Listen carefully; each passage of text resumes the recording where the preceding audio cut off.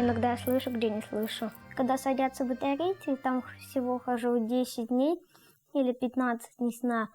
Там они всегда садятся и всегда стают тише и тише. Камила Ганеева, 9 лет. Увлечение – танцы, тик-ток. Диагноз – нейросенсорная тугоухость 3 и 4 степени. Девиз – «Я рождена, чтоб сказку сделать былью». Камила родилась здоровым ребенком, то есть у нас не врожденный, у нас приобретенный диагноз этот. В 2 года она сильно заболела, проблемы с легкими были. И спасая жизнь антибиотиками и прочими лекарствами, вот побочный эффект пошел на ушки.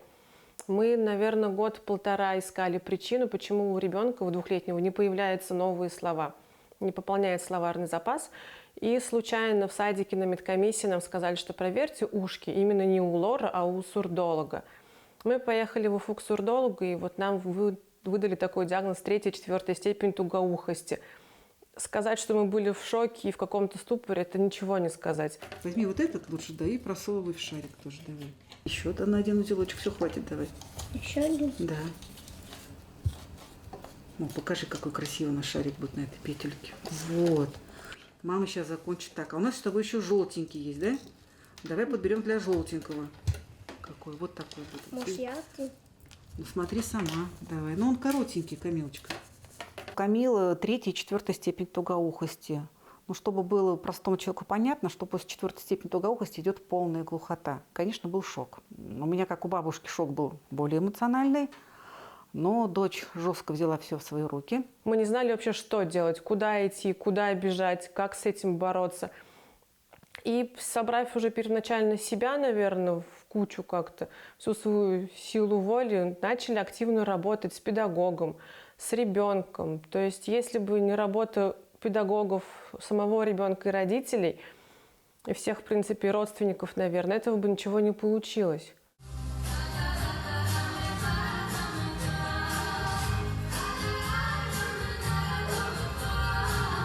Мне нравится исполнять со взрослыми, с детьми. Одна танцую танец. Камила была очень активной девочкой с самого рождения. И как только она научилась ходить, вставать в кроватке даже, она уже под любую музыку начинала что-то там дрыгаться, танцевать.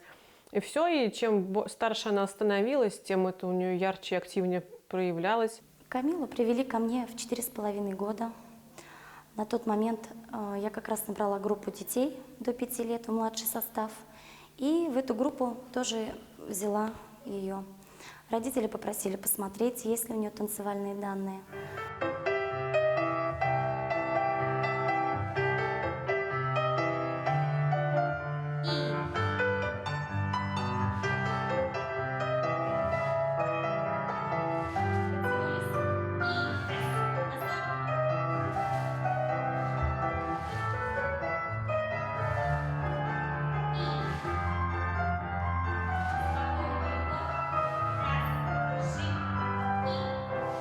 Мне нравятся веселые танцы больше всех, народные.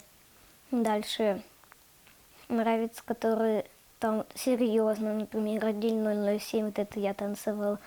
Необыкновенное чудо. Прежде чем какой-то танец мы танцуем, вот хореограф говорит, танцуем башкирский танец.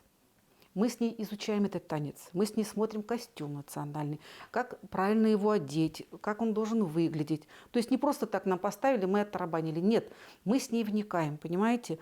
Вот последний ее танец, вот этот «Ангел Освенцима», который посвящен всем детям войны.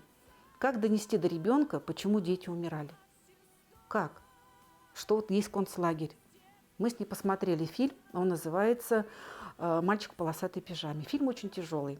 Мы поплакали с ней там. С первого раза она очень многое не поняла. И вот это объяснение, что вот эти дети погибали вместе со взрослыми для того, чтобы наше сегодняшнее существование было мирным, счастливым для детей. Это мы до нее донесли. Буду помнить я 1000 дней, руки близких, чужих матерей, руки близких, чужих матерей. Камиле очень нравится танцевать, она прям живет каждым своим танцем, она прям всю душу вкладывает и открывается там как будто другой ребенок, что ли. То есть она вся живет танцем.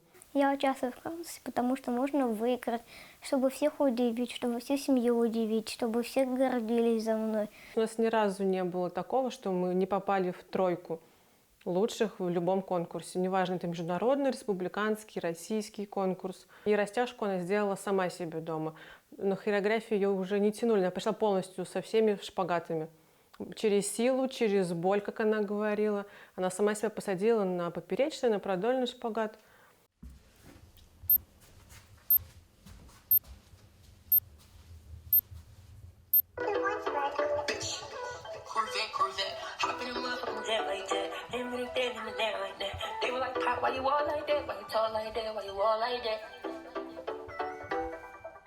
Мы не подчеркиваем, что она не как все, но в то же время она знает, что ей будет сложнее, чем всем, понимаете?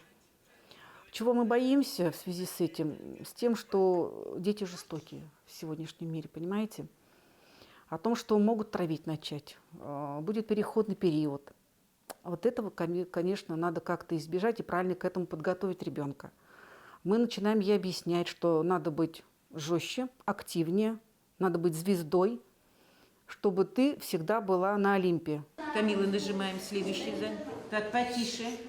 Так, нажимаем следующее задание. Словосочетание, где пропущен. Мои предметы любимые физкультура, язык, математика и чтение. На математике мне нравится решать задачи, потому что я всегда их решаю на 5, мне их легко. Камила ко мне пришла в подготовительном классе 4 года назад. Когда она открыла дверь, то я была очень удивлена, потому что ко мне зашла девочка, во-первых, слуховые аппараты были на ушках, во-вторых, в очках, и она была леворукая. Первое время я, конечно, очень напугалась, что у меня такой ребенок, потому что раньше таких детей не было в моей практике. Но когда мы стали с ней заниматься и работать, то оказалось, что она от этих детей практически ничем не отличается. Рыба в море, а хвост на заборе. Так, Камиль, это пословица или загадка? Загадка. Загадка. Что это такое? Кувшин. Что это? Кувшин. Ну-ка подумай, что это? Рыба в море, хвост на заборе. Кувшин. Камила. Кувшин больше. Помогите, что это? Ковшик. Камила, записывай. Ковшик. Бери мел, записывай. Ковшик. Комментируй. Ко. Все, оставьте. Ко. В. Ш. Конечно же, Камила иногда переживает, потому что, видимо, она видит, что не у всех детей есть аппараты на ушках. Но первое время ей было трудновато, и детям было интересно, что такое на ушках у них висит. Но потом, после моей беседы с детьми, дети поняли, что обращать внимание не надо. Аппараты такие сейчас современные, хорошие, швейцарские, их не видно практически. То есть они телесного цвета, если не приглядываться, то как бы это... Речь у нее тоже поставленная, поэтому она не обращает на себя внимания неправильной речью. Бывают обороты, конечно, неправильные, но мы считаем, что это исправится, потому что она не останавливается, она занимается. Вот туда складывают батарейку, и она вот так делаем, и он сразу работает. И тут специальная схема, чтобы это работал аппарат полностью. Если я один раз с ними зашла в воду, и все было с ними нормально, быстро их высушили, и все нормально стало. Камилу ни дня не жалели в плане, там, какая ты маленькая, там, бедная, не слышишь. Ее воспитываем, стараемся как простого, обыкновенного ребенка, но еще более жестко, наверное. То, что надо работать, надо пахать, надо вот это, новые цели какие-то ставим ей, мотивируем ее. Сейчас я включу музыку, чтобы ты с ней познакомилась немножко, да? Послушала ее.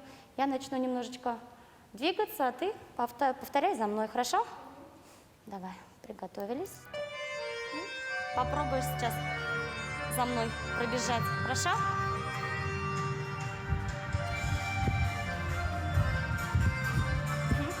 Носочки. Как будто платьишко держишь, да? Приготовились? Ножки вперед, назад. Опять-таки в быту, вот мы ее начинаем уже приучать. Вот твоя комната. За порядком следишь ты, полы моешь ты, пыль убираешь ты. То есть, представляете, у меня 3 внуков. После выходных здесь весь дом на ушах стоит. Пищит, конечно. Почему я должна там за малышней убирать? А куда деваться? Ты старшая, мы всегда говорим. Играет то, что она любит лидерство, понимаете? Мы ей говорим, они с тебя берут пример. Дед с ней вообще строго, но она его обожает. Вот он уезжает на вахты, тут слезы ручьем, и каждый день они отчет держат по рыбкам, по цветам. То есть, понимаете, вот у них свой там контент, я туда не лезу, они сами там общаются. Прежде чем их надо кормить, сначала надо выключить для них, чтобы они спокойно кушали.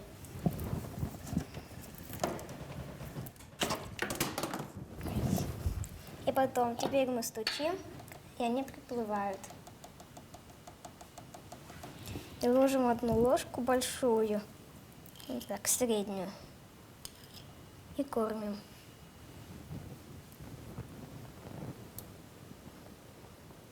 Ждем 10 или 5 минут, когда они покушают, и можно включать для них чтобы дышать.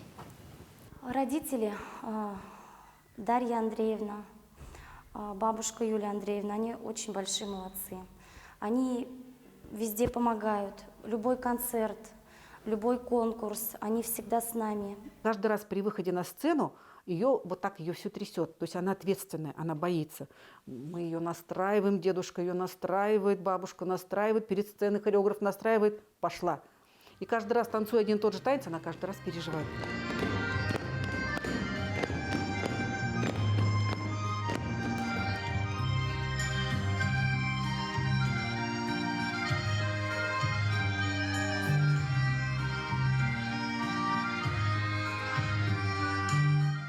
Она ездит во многие страны с бабушкой, с родителями.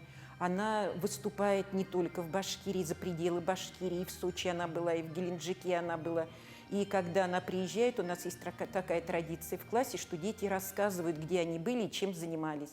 Если многие дети по приезду говорят, что они были в такой-то стране и видели то-то, то Камила обычно рассказывает, что она ездила с группой на танцах, что она занималась танцами, выступала, заняла такое-то место, и потом уже рассказывает свои впечатления. Иногда в школе вызывают выступать, иногда в ДДК, там, например, какие-то конкурсы. Счастливыми будут людьми, мир их дому да сбудется мир их дому да сбудется мир. Ни в коем случае нельзя опускать руки. Как только узнаете про этот диагноз, надо, наоборот, с еще большей усердностью, трудолюбием, терпением работать и работать. Если начнете жалеть, дети к этому быстро привыкают и сядут, грубо говоря, на шею и скажут, ну вот, меня же жалеют. Будущее вашего ребенка зависит только от сейчас вложенных вами трудов.